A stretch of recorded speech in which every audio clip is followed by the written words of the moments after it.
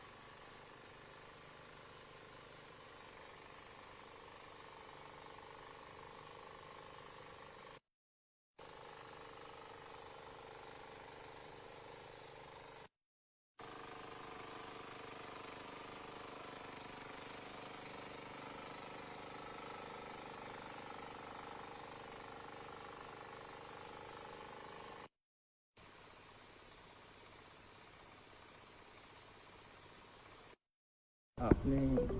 खेत में हल चलाया, किस तरीके से देख रहे हो? जो आत्मनिर्भर भारत का संकल्प लिया है,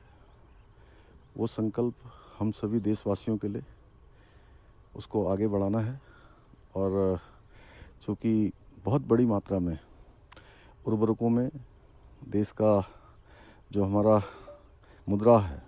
वो बड़ी खर्च हो जाती है, बहुत हमको जो है दूसरे देशों पर निर्भर रहना पड़ता है